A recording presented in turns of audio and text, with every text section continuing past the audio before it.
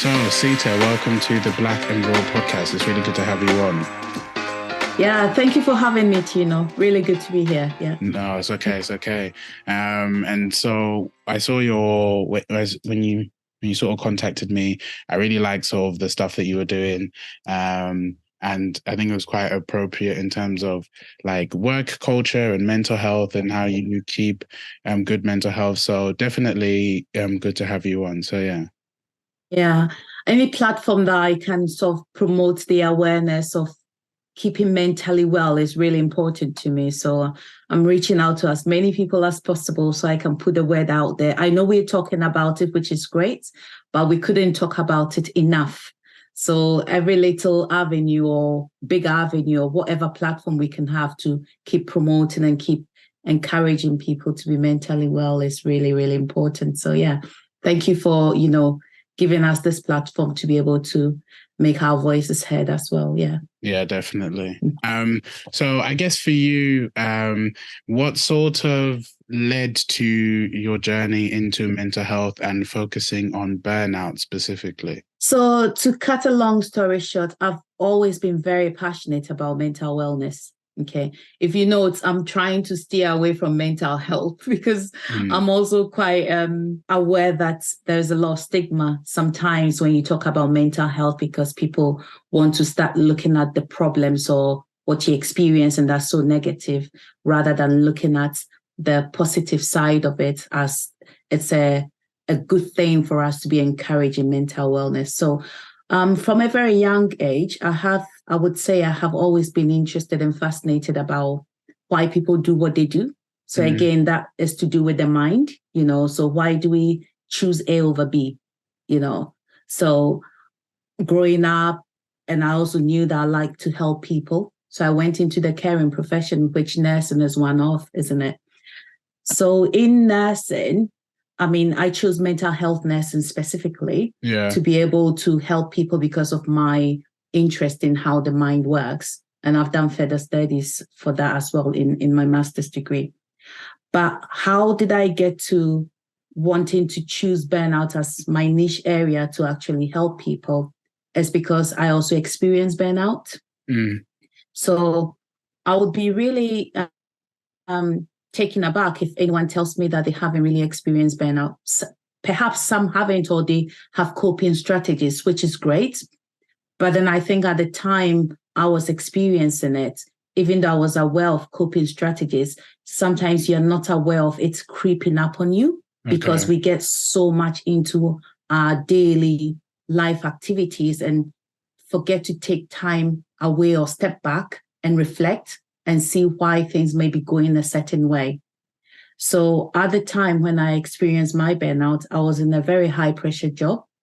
It was a job I enjoyed doing, but the pressure was just so much that I kept on pushing myself to want to deliver more. And I think as I was doing that, I lost myself a bit, or I put myself in the line of it, if that makes sense. So then it meant that I wasn't really listening to my own advice or how I support people by looking after myself. So I was putting people before myself, which is in the caring. And I think a lot of us are guilty of doing that, in the caring profession, that our clients are more important to us, and therefore we lose ourselves sometimes by doing that. And it wasn't until a family member pointed out to me to say, "You're not happy, or something is not right with me." What did they see in you, do you reckon? Like, so they saw that I was not my usual bubbly self. And I knew that I was experiencing a lot of heart palpitation, anxiety in that sense. So I get up in the morning, or my alarm goes off, and I just jump out and I can't sleep, and I'm just worried. I'm interested in what I need to go and do at work, but I'm also quite anxious about how I'm going to be doing that, So when it was pointed out to me, I was like, so people have actually seen this as well, but I've been experiencing and keeping quiet about it. So I knew something had to change, I wanted to find a way to cope myself, which is the skills I would teach my clients. but then I wasn't applying it. And it became more real because I'm actually walking this journey, as what my clients have been experiencing. And it became much more personal to me that I now really know how it feels like. And therefore, I have to really dedicate more to helping people, It's kind of mad that, like the advice you sort of give to other people, it's like we don't always follow that same advice. No, so like you're telling everybody how to prevent burnout, like make sure you're keeping your mental fitness well. But then even for you, you were struggling with burnout, and it was like, oh, I probably need to also listen to myself and listen to my body as well. You mentioned some of the symptoms that you were experiencing because of burnout. Like, how can people start to recognize those signs? Like, someone told you, but like, were you recognizing the signs yourself and sort of just being like, I need to push on, I need to keep working? Yeah. I recognize the signs, all right. But as I said, you don't want to admit it, or I didn't want to admit it at the time because I thought, well, I'm this person that people are looking towards or looking up to. So family is looking up to me. Also my work colleagues, because I was in a management role. So my staff are looking up to me to get the team going. And so you feel like you can't stop to have that me time to look after myself. Like I didn't feel like I could stop, So the signs I recognized was I wasn't sleeping well. Usually I would get enough sleep, say about 7 hours or 8 hours, but then it got to a point that I was moving on like 3 hours sleep a night. Wow. That wasn't healthy at all, So that really, initially you're like, oh, it's just, maybe I just had a bad night. But when it becomes frequent, then you need to start looking at it and asking yourself, why are you not sleeping? So I started questioning that, why am I not sleeping? I go to bed, I'm so anxious, so I can't even fall asleep. And the other signs that other people might experience would be sort of like self-neglecting. I didn't get to that stage, but you can, or anyone can get to that stage as well if you're not addressing the problems or if you don't recognize the symptoms well or in time, and then it can get you to an extreme end as well. So another sign would be extremely tired. I was extremely tired, but again, I felt like I couldn't stop to address it because a lot was required of me. Yeah. Some other signs would be like, I've mentioned anxiety. There's also like negative outlook on life, So even the simplest task that one can easily problem solve, it becomes really tedious for them to find a positive solution to solve that problem. So you began seeing everything as negative and having that I can't do attitude rather than the can do attitude, Yeah. So yeah, it can lead to a lot of, and the extreme end of burnout could be somebody not even wanting to get out of bed. And so extreme, like feeling really depressed. Yeah. And it can even get to a point where someone can take their own lives, like suicide can come into it, And in some of my clients, I have seen bits where one of my clients was really burnt out, that they just walked out of the house one day and didn't know where they were going. Didn't have shoes on. So like psychosis almost set in as well. Yeah, quite an extreme point, extreme way of burnout, isn't it? I guess for you, by the sounds of it, it sounded like you were putting a lot of pressure on yourself as well, that it was like, I have to do this. I have to, like, as you're saying, you're a manager, so you've always got to be responsible for your team as well. And so there was a lot of like pressure put on yourself. I guess, how can you stop putting pressure on yourself a bit too much? Like, so this is where my boldness comes in. Okay. So we've talked about the symptoms of burnout, and for Your Valued, I talk about moving people from burnout to boldness. So for me, the solutions are what I call boldness. So being in control. How do you get to be in control? It's identifying what the symptoms that you're experiencing are, taking a step back to reflect on them and see that this is not normal for you because you are different from what is actually happening to you. And so why are you there? So until you really know yourself, you can't move from burnout to boldness. Mm-hmm. So I encourage my clients whenever I'm having sessions with them. I'm like, you need to spend the first few weeks of the piece of work we're doing together to really know yourself. And me, as the boldness coach, I want to get to know my clients as well. So until you know the person really well, or the person knows themselves well, how can you then identify that this is not normal for you? Yeah. And you need to be bold to be able to call it out and to point it out. This is not normal for me, So that's where the boldness comes in. So moving people from burnout to and having that confidence, also being in control, and also sleeping better. So we do some, I like to call them psychoeducation. People might not want to say that, but educating my clients to learn some techniques to sleep well. Mm-hmm. So changing few habits that probably do not promote good sleep, so that they can learn those skills and then sleep better. Because what are some of those habits, if you don't mind me asking? So in my case, if I can use myself as an example, because I believe that the person who has experienced it has the right to talk about it. Yeah. So I can talk about my client's experience, but I want them to be the ones telling their own story, if that makes sense. Yeah. So because I've experienced it, I feel like I have the right to tell my own story, what sort of sleep hygiene techniques I used. So, as I said, I wasn't sleeping well. So I started changing habits, like if I'm not trying to get myself physically tired. So mentally, I'm drained coming back from work, but physically, I probably haven't done enough because I've just been using the mental strength, Yeah. So then going for walks, not closer to bedtime though, but say I finish work at 5, I would go for my walk, say 5:30, and then I get to bed for 10 p.m. So there's been enough time between exercising and then falling asleep. Okay. And then if you're a bath person or a shower person, having that, but in a way that calms the nerves. So if people like scented oils and stuff, you can use that in your bath to just calm the senses as well. Again, listening to calming music. I particularly like the sound of rain. Okay. So if it was raining now, I would just be like, get into my duvet, and just have that me time, Yeah, you're fortunate with the storm the other day. Yeah. So if it's not raining and I can't sleep, then we've got those sort of apps on our phones nowadays, can listen to a rain sound on YouTube.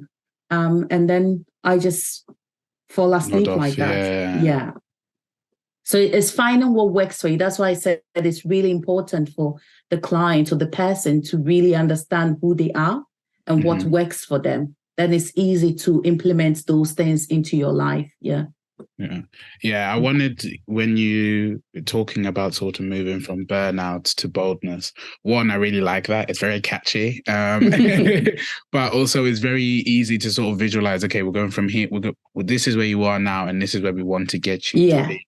So I guess for you, are we approaching mental health, mental fitness correctly, sort of as a society, or how it's sort of phrased on social media and between people and in the workplace? Like, what would be your opinion on that? So my opinion, it's a really broad topic, isn't it? And I don't want to be saying it in a way that, because we are all different people. Yeah. We are all humans, but different people. So it would be really unfair for me to say that what someone else is preaching is not right, because that person might have an audience that it works for, So for me, the priority is always knowing who that person is that you are preaching to, or educating the skills for them to learn. So in terms of what's happening in our world today, I feel like it's great in the sense that we are talking about it. There is awareness. There could be more, but at the moment we are talking about it. So we are trying to do something about it. But I'm also of the view that, are we just talking? Are we actually actioning what we are saying? So it's all good that we are talking, but we need to act on it as well. So that's the point I have now. I hear a lot of conversations. There's the Mental Health Awareness Week and all that. But should we just have 1 week dedicated to mental awareness?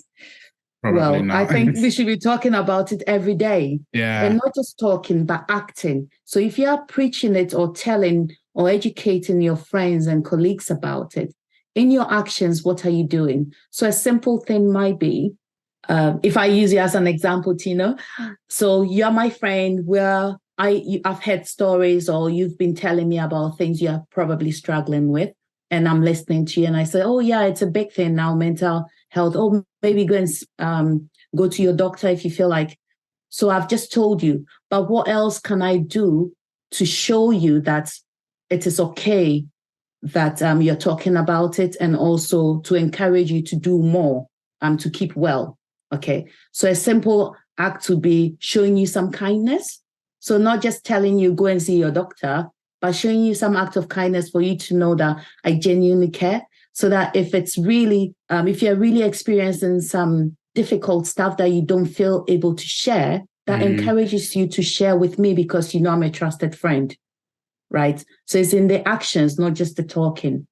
Does that even make sense at all? What I'm trying to say it definitely does. Yeah, you're sort of saying that, okay, because I think it is great that we're having these conversations about mental health. I have noticed a lot more conversations have been happening, but how are we putting those conversations into practice? Like even on sort of a political and society level, like we talk about mental health, but we don't sort of like there's CAMS in terms of for children.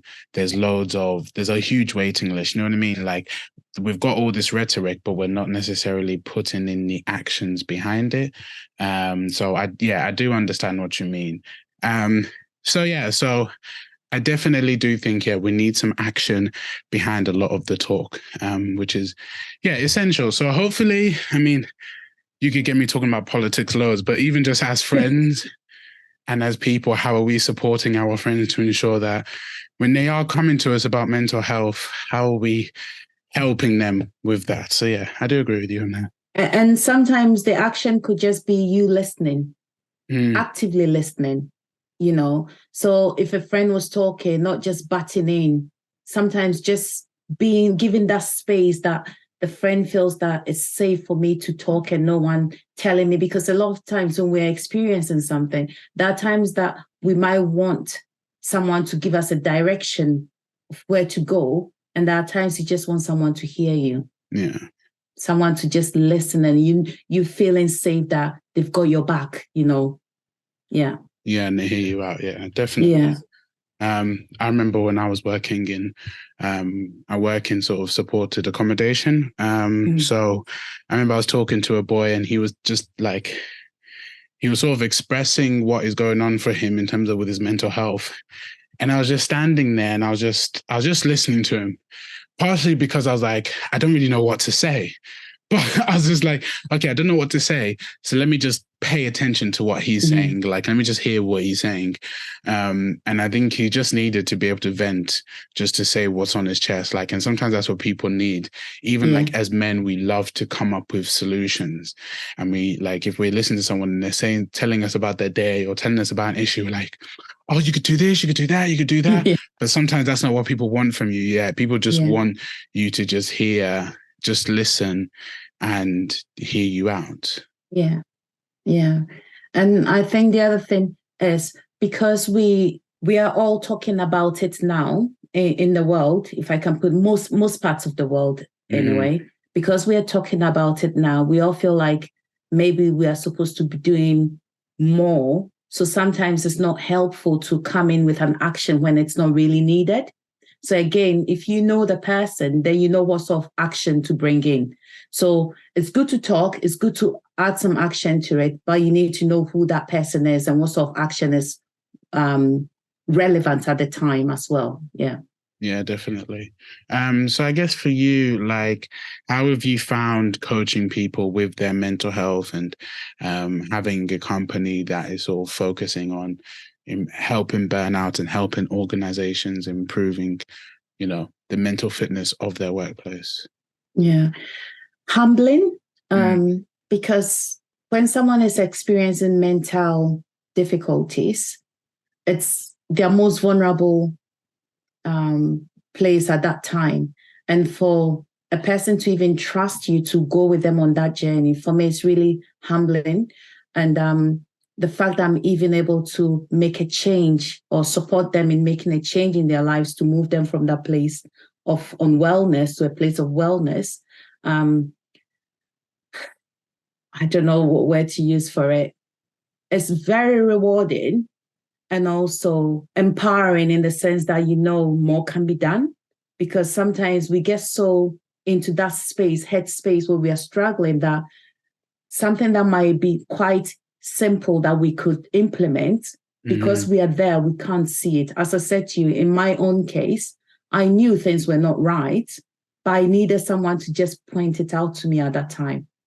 And then when I realized that this is what people are also seeing on the outside, it was like a wake-up call. You've got to do something about it.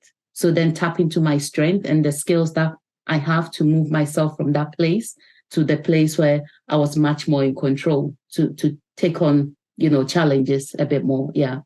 Yeah, no, I like that. And yeah, as you're saying, it's quite rewarding and quite humbling.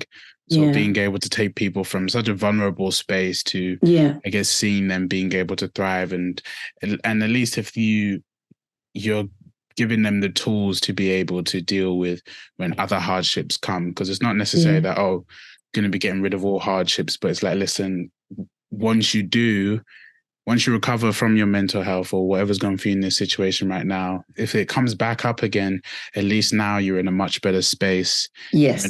You have more information and you have more tactics. And also you've got the evidence for yourself that it's like, okay, I've been here before and I came out of it and I knew what to do. So like being able to see that in people, I can imagine is quite rewarding. Yeah. One example of myself that I would say is when I'm working and I feel that I'm becoming extremely tired, and because I know what my symptoms are, I would start being much more boundaried in how I do my work. So if perhaps I've been given in more hours at work to try and achieve more and help more, then I'm able to be more boundaried and say, okay, when it's 5 p.m., I'm going to stop work now and have that me time, because that's also very important, because when I'm broken, no one is going to do that job. True. Or if I'm working for an employer, they could always recruit someone else, but then my family loses me, you see. So it's about finding that balance and also identifying that, okay, the symptoms are creeping in now. So what are the tools I've got in place to try and check it and bring myself back to normality? So in my case, it's always trying to make sure that my boundaries are in place. If I've let my guard down, then I've got to raise it to make sure that I'm keeping myself well. Yeah. Yeah. That's an important part, what you're saying in terms of boundaries. And I think I was going to ask you in terms of how people improve their mental fitness, but I think that's probably something which is a part of it. But even just for you saying, I know that, okay, once it's 5, I need to clock out. And the fact that, listen, at the end of the day, yes, your employer can get somebody new, but like your family can't get a new you. So I think phrasing it in that way is like, I need to make sure that I'm okay for my friends, my family, and just for myself. And I think one thing which I've always seen or heard is like, you can't pour from an empty cup. No, you can't. You've got to, like, especially in such a caring profession, like if you are in caring professions, like you're giving and pouring into people all the time. And it can be quite emotionally draining. So you need to be able to fill your cup up so then you can help others, because you can't pour from an empty cup, can you? Yes. You're so right in saying that. I couldn't add more to that. You're so right. You've got to make sure that your cup is not empty. Definitely. So you're valued. I like it. I really like it. When I was looking at your website and everything as well, I was like, I like this. It's very nice, cleanly done, but also like I want to ask you, why did you choose your valued? But I sort of can just already start thinking about it of like, well, how did it make me feel? Or like if I saw that and I was like, okay, that must be in the ethos somewhere of how you work with people. Like, you're valued. Oh, thank you. Like, everyone likes to hear that they're valued. So yeah, why did you choose that? So I've said this in many different ways because it's all bits of different things that brought it together. Mm-hmm. One of them was that, as I've been saying to you, moving from that place of burnout to a place of boldness. One of the techniques I use is meditation. Mm-hmm. Okay. So in my moment of quietness and stillness, I've always thought, I'm in this caring profession and I want to do more. So looking for a way that I can reach people and support more. And then I thought, how would people really connect with the way I really want to support them, you know? And I remember once in a job induction, no, it wasn't an induction, it was an away day in a job, one of my, previous jobs. And they asked us, what are the sort of things we would require the employer to do for us? And I remember that anytime we went on an away day, I would always put, I want to feel valued.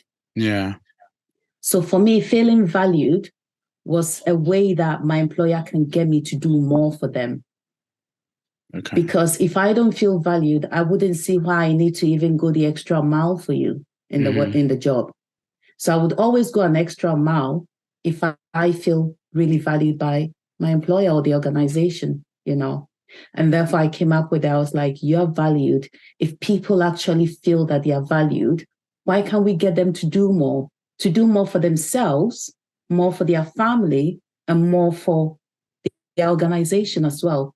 Because if that person is very rounded at home and everything feels valued, why wouldn't they go to work feeling happy and be more productive? And vice versa. If my employer really thinks about me and gives me more or values me more, I go home and I'm a much better person for my family as well. So there's joy at work, there's joy at home, So that's how I was linking it. And then I thought, for me, this is the one that people would actually connect with, because we live in a world where some may feel valued, but a lot of other people don't feel valued. Yeah. You feel like you're going to work to make ends meet and just get paid at the end of the month and pay bills, but you're not feeling valued.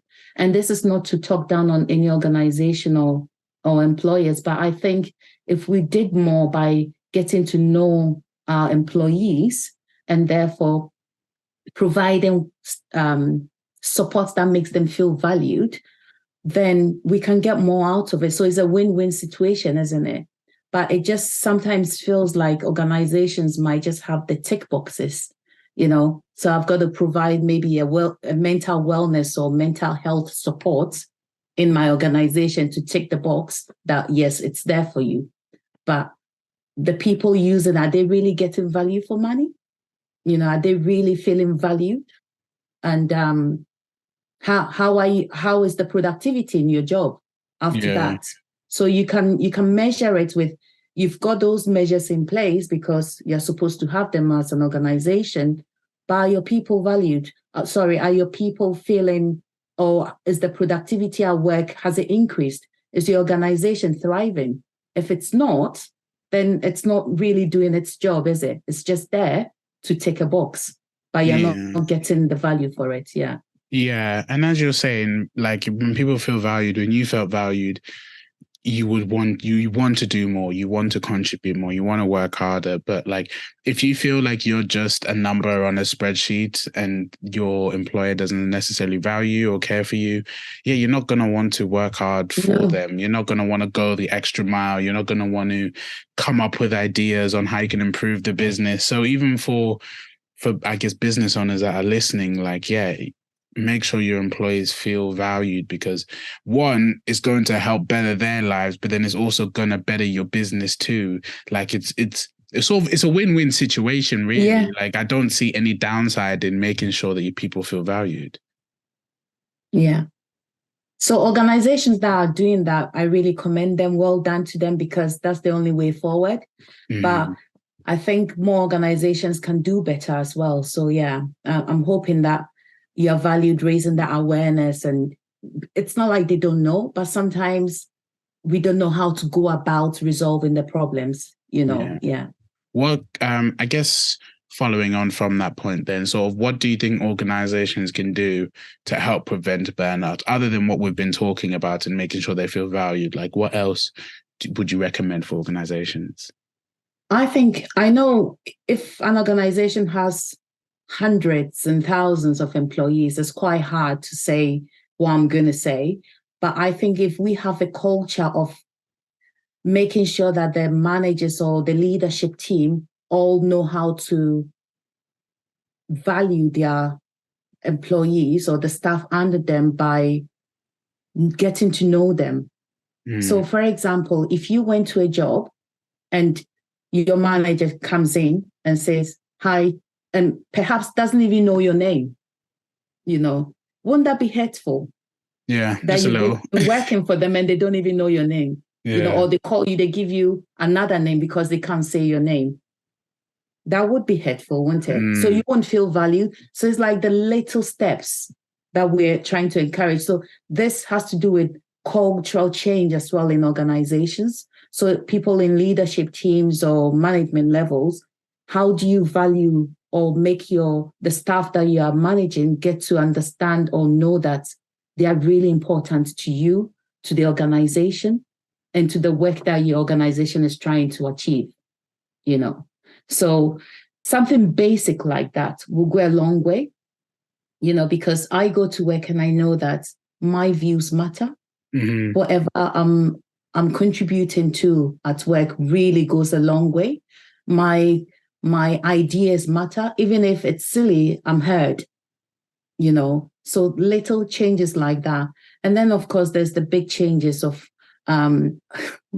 cost of living is a big one now, isn't it? Yeah, definitely. And people are struggling. So if the organization is wealthy, how are you looking after your staff that way? And this is where I try to promote your valued retreats, taking them out on a retreat and empowering them through that. Because in our retreats, we do a lot of education, a lot of encouraging, a lot of enabling, and a lot of, what's the other word I use? So I encourage, I enable, I educate. Yeah. So that sort of thing. Yeah. What are the retreats like, if you don't mind me asking? Like, what sort of things do you take people to? I don't know, what do people say about them afterwards? Oh, so the feedback has been positive. I think the sort of like can do better feedback we had was, can there be more of this? That is a positive, isn't it? It's we love this so much. I didn't see that as you said. So I said, what can I do better? When I asked for feedback, they said, can we have more of it? Like have more time of the events that you are putting out there. So I have my 5 umbrella stuff, like having a motivational speaker.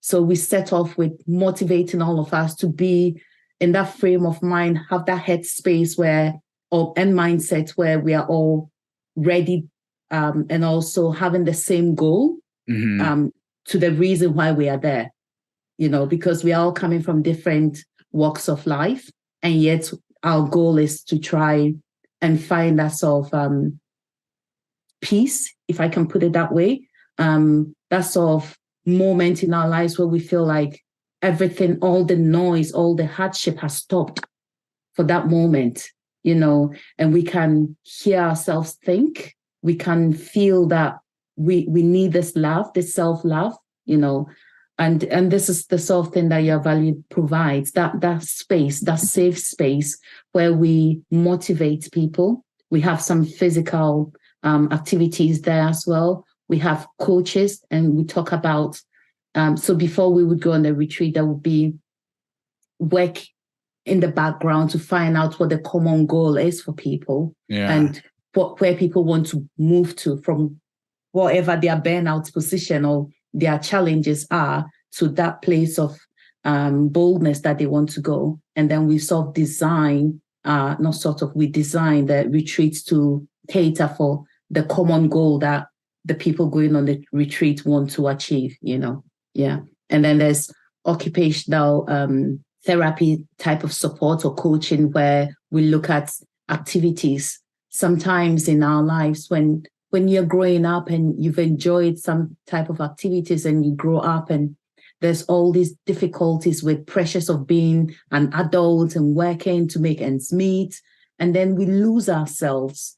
So it's taking you on that journey back to what you enjoyed as a child. Let's revisit that and perhaps revisiting those skills so that when life is getting difficult now, you can think back to those activities and start doing them again to bring that joy. Because if that gave you joy then, the chances are it will still give you joy now. Yeah. You know, so it's just going back onto that memory lane and finding those activities. One of our clients on a retreat said they really enjoyed cold water, sort of like dipping into cold water. Yeah. And when they were growing up, like in their adolescent ages, and they had forgotten about that sort of thrill that gave them.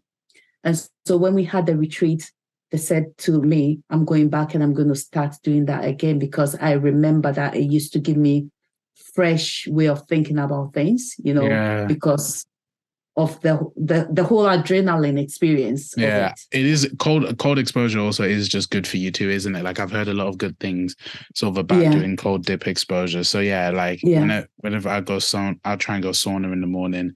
I'll do a sauna, do a cold, then come out and then go back into the sauna. And it just helps you feel a lot fresher. So yeah, that was that's one thing which I've definitely preached to people before. It's like, what did you do as a child, like that you loved? Like for me, it was like making forts, going outside for walks, playing outside, climbing trees, or like watching movies. So like those are sometimes of the things that I try and remember to myself. It's like, what did I do that brought me joy? Yeah, it was these things. And they still do. You go back to them and you're like, these still bring me joy now. Yeah, but we forget, don't we? We forget when life gets so busy. So when you have that time away, that retreat time away, and you have that space to think, it all starts coming back, you know. And it's not, sometimes we think that we need massive things or spend so much money to get ourselves well, but it doesn't have to be that way. It's little changes that we can make in our lives. And it takes us to that place of boldness. Yeah.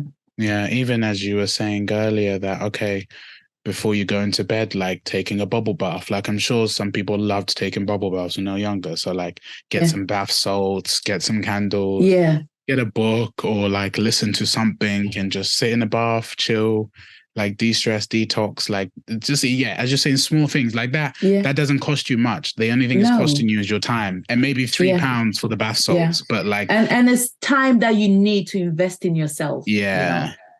100%, 100%. So I guess sort of for people that are going through burnout or say that their mental wellness is at a poor right now, like how would you say for them, like what can they do to help improve their mental health?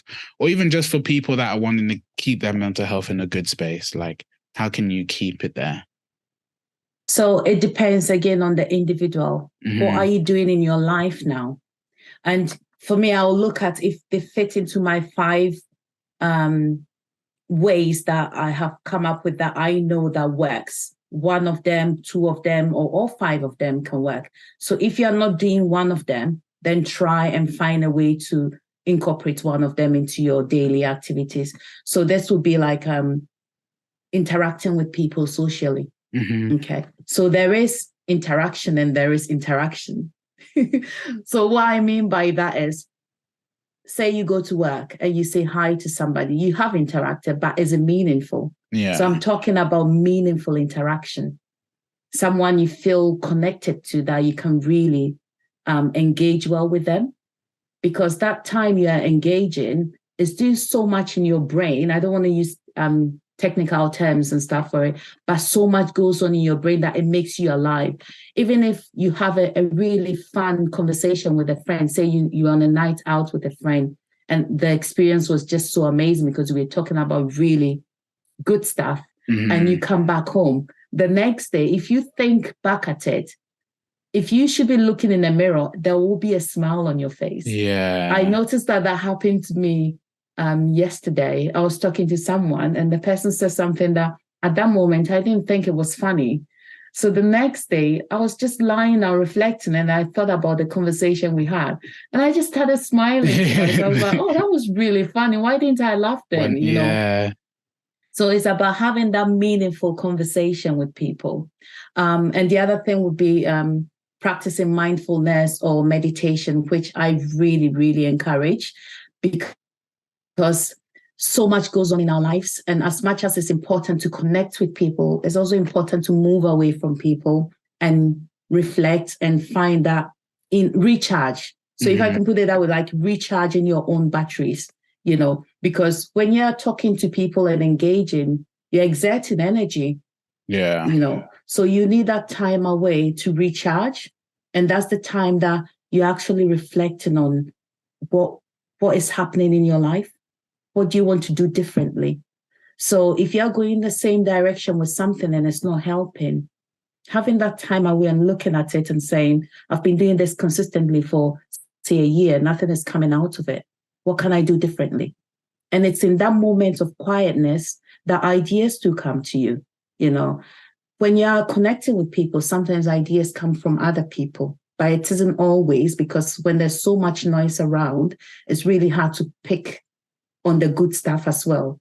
But when you're quiet and you're with your own thoughts, or you're just taking that quiet moment to just chill, ideas do come. And for me, this is how You're Valued was born, because I had moments of my meditation and I'm reflecting and I'm thinking, I want to do good. I want to give back to society. What can I do? You know, I want to serve humanity. What can I do to serve humanity? And then these ideas came to me, but it came to me based on my skills as well, you see. So it's really important to engage and also disengage, but disengage in a meaningful way to help you progress. And the other thing I encourage is physical activities. It's so important. Yeah. Despite, no matter what we do in life, if you're not keeping yourself physically active, again, it's like you're not moving well in the body, because we weren't created to just sit idle and do nothing. So you might be in a job where you're not moving around. Create that time. And that time, so you can even do two things at the same time. You're going for walks and having your meditation at that time too. Yeah. You know, so it's being clever with these skills and using them. So as I'm saying it to you now, it's not a massive new idea, but it's how you're actually actively using these ideas to bring about a wellness change in your life. Yeah. And I guess how you're implementing them. Yeah. Yeah.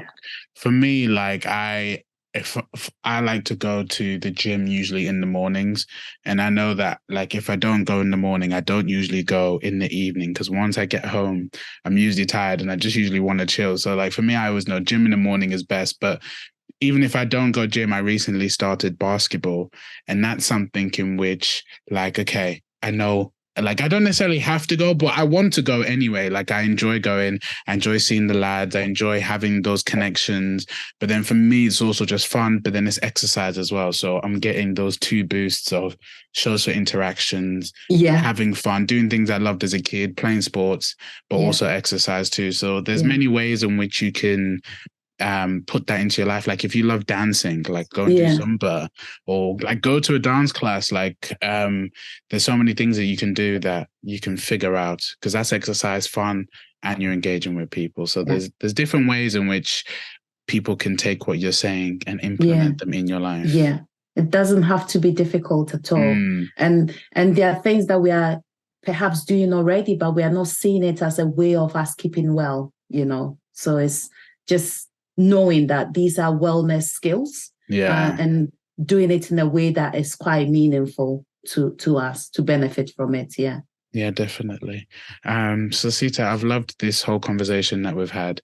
And I just wanted to ask you one final question, which I usually ask all my guests. I'm tailoring it because this is a Movember special for men's mental health.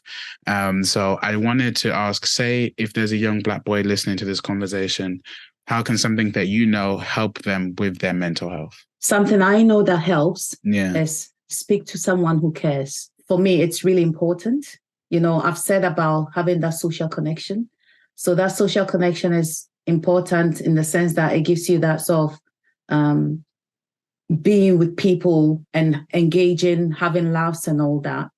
But it doesn't mean that everyone in that social connection might be someone who really cares about you. And if you're really going through something deep and you don't feel able to share, or you feel like you might be mocked, or there might be stigma because people will, oh, he's not well, as much as we're raising awareness, the stigma is still out there, So finding amongst your social connections who is really trustworthy that you can speak to, because we all go through times when it's really, or should I say, dark times in our lives. I wouldn't say there's anyone in the world that doesn't have down moments. We can't all be happy all the time. There are times that we feel low. So when you're feeling those low moments or something dark is really happening, find a person in your life that you feel able to trust and able to speak to, because it's really important to speak to someone who cares, not just anyone, someone who really cares. Yeah. Yeah, bro. No, thank you very much. I really enjoyed this conversation, and I hope people got some good value out of it. Where can people find you? Where can people get a hold of your services as well? If I'm starting a new job soon, so if they need any mental health wellness days, I'm gonna be like, yo, I know the perfect person. Great. So I'm on Instagram as You Are Valued. I'm on Facebook as well as You Are Valued, and on LinkedIn as You're Valued. But then people can find me more and watch my masterclass video that I'm sharing to raise awareness and to teach people skills that they need to know to keep well. Is youarevalued.co.uk/discovery. Bro, and they can get access to my Calendly there as well and book a free consultation with me. Yeah. Amazing. Yeah. And I'm going to put all of that into the show notes, into the description. So for those that are listening, if you missed out, I'm going to put those all into the description. So you've got no excuse. If you want to reach out. Let's all keep well. It's really important that we all keep mentally well. Yeah. Sita, thank you very much for joining me on this episode. I really enjoyed chatting with you as well. Thank you, Tino, for having me. It's been an interesting and really worthwhile chat as well. So thank you for the platform. Yeah. That's good. It's good.